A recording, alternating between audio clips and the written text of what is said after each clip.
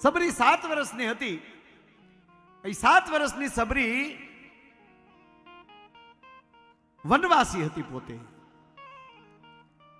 પણ એનો જીવ દયાવાન હતો. અને એ સમય એવો હતો કે બાળપણમાં બાળ લગ્ન થતા, અને 7 વર્ષની ઉંમરે સબરીના લગ્ન હતા. જાનુ આવ્યાની 2 દીની વાર, અને એકવાર રાત્રિને ટાણે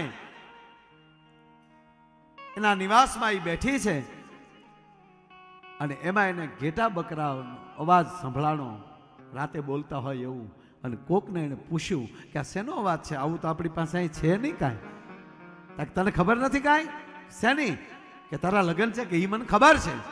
કે જાન આવશે તને ભણવા, તેથી આટલા બકરા કપાશે અને એનું ભોજન થાય.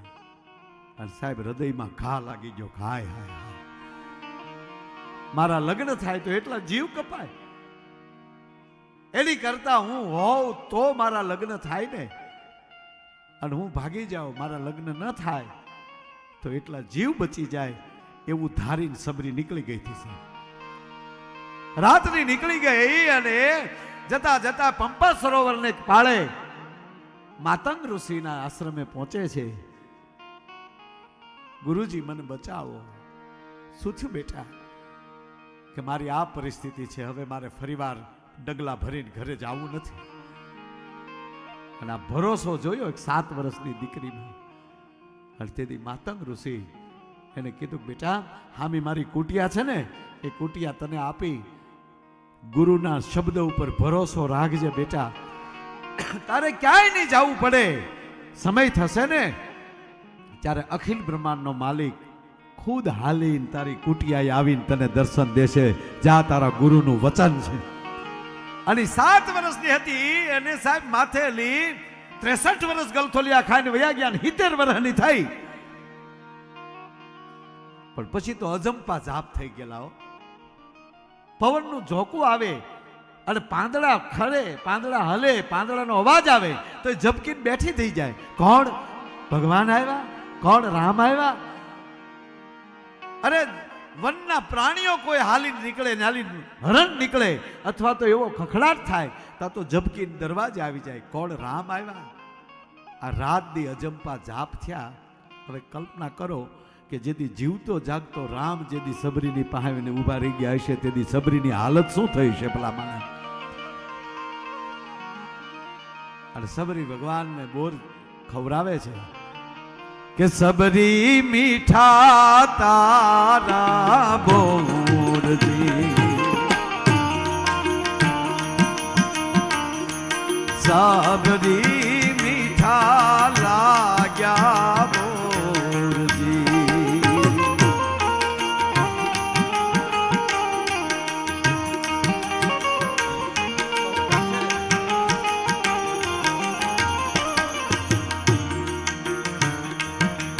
મીઠા લાગ્યા બોર, મીઠા લાગ્યા બોર.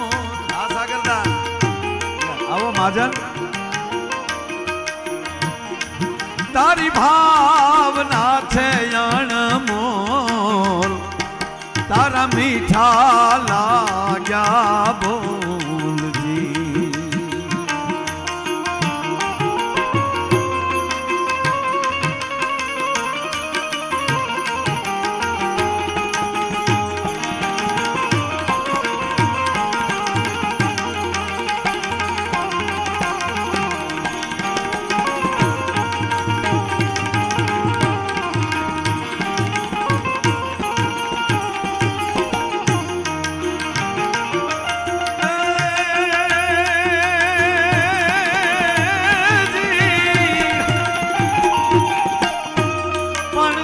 गोविंद दोनों खड़े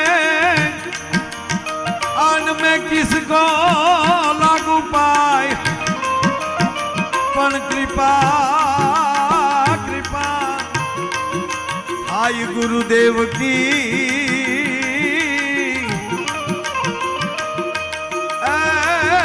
ने गोविंद दियो दिखा